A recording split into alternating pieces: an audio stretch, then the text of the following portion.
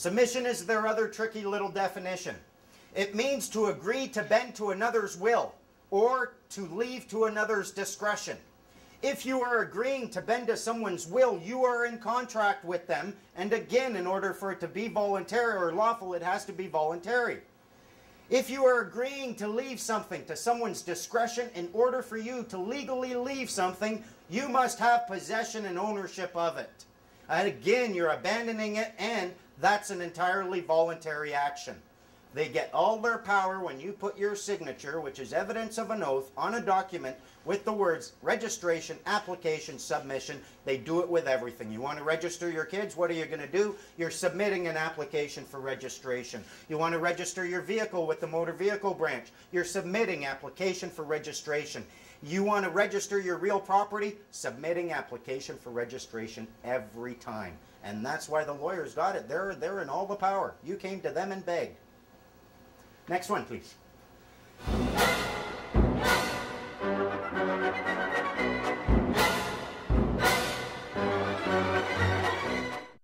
A lot of people here are familiar with the natural person concept, and people have been using it. I'm here to tell you I don't think you should use the word natural person at all. If you look at the definition of natural person, it tells you a natural person is a human being who has the capacity for rights and duties.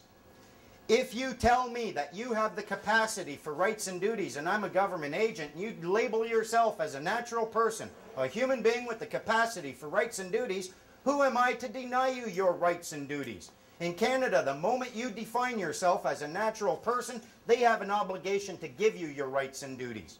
Imagine you're going up to a bar, you got say a pint glass. You go up and you say, hi, boom, you're presenting your beer. They then top it up because you've got a right to present it. Once you do that, they have a duty to top it. When you call yourself a natural person, you're presenting your empty beer, you're telling them top it up. There's a very big difference between being a human being who has the capacity for rights and duties and a human being who has the ability to choose to have the capacity for rights and duties. We want to be the ones who choose. It's the difference between walking up to the bar with your pint glass upside down and they can't pour anything in it. And they say, turn your glass over. No, I don't want your stinky beer. Next one. Common law right to travel. A lot of the things that they get us with, they've got us believing that in order for us to exercise some of our most fundamental human rights, we have to engage in contract with them. We want a license. We have to go submit an application for a license. What's going on? Fact is, you have the common law right to travel. You can get out on that highway in a privately owned automobile, travel from point A to point B. As long as you're not engaging in commerce on the highway, there is not one thing unlawful about it. I have audio tape somewhere I got to find of a head lawyer in ICBC. I asked him flat out.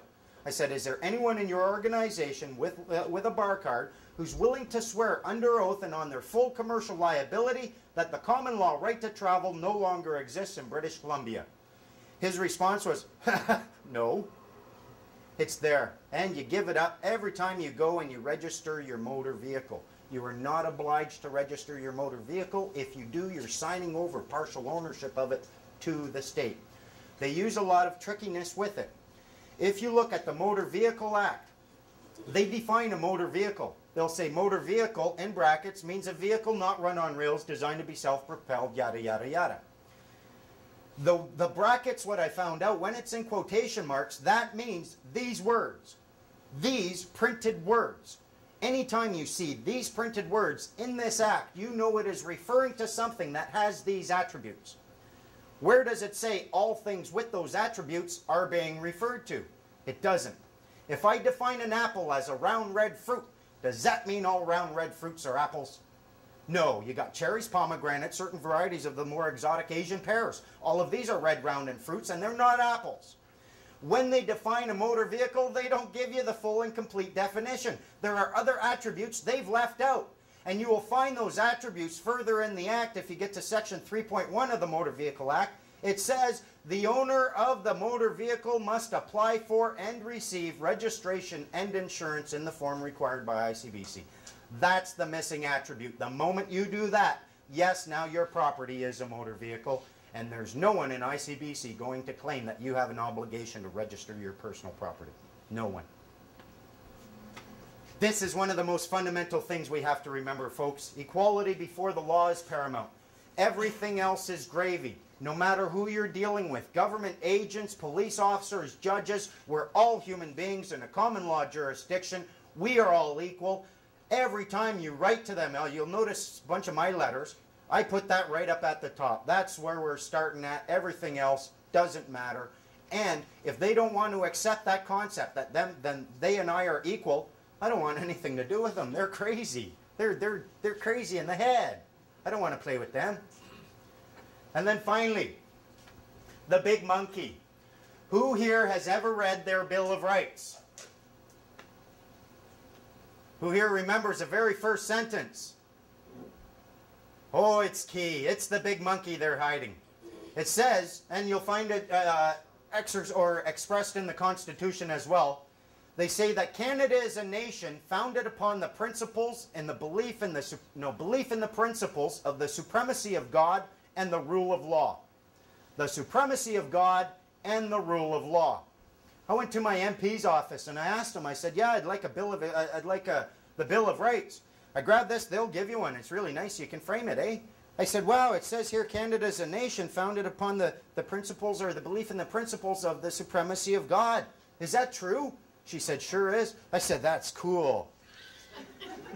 I said, this tells me there's a hierarchy and God's right up at the very top. Is that true too? She said, I sure hope so. I said, me too. Who's number two?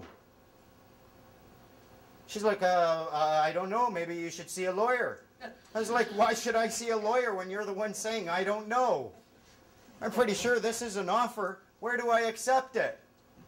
The fact is, they've laid out a thing for you. Have you ever played Snakes and Ladders? Imagine Snakes and Ladders where the only way to win this game is to never even pick up the dice. Right at the start, there's one ladder leading right to the win, and that's the only way to get there. Your Bill of Rights, the very first section, if you look at that as an offer and you accept it, you put yourself legally in a position where in this hierarchy they have designed you are number two to God. If they want any power over you, they've got to do one of four things. They've got to claim and then prove that they exist above God. They've got to claim and then prove they are God.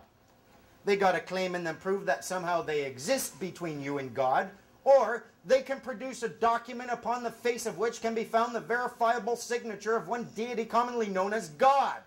And if they can't do that, they have no claim to power. They have nothing. And here's the beautiful thing. They don't even bother defining God. How can they? God isn't defined. God can be a 5-week-old tuna sandwich in the back of your fridge. You decided to personify and deify by calling God, God, my godly tuna sandwich. And if you're happy being number two to a tuna sandwich, you can do that.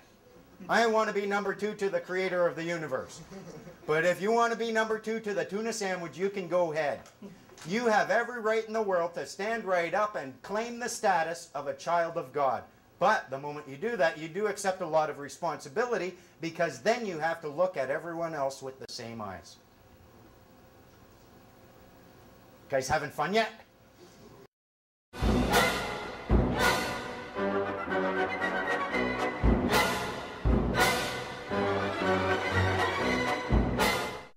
you a little story. Who here doesn't like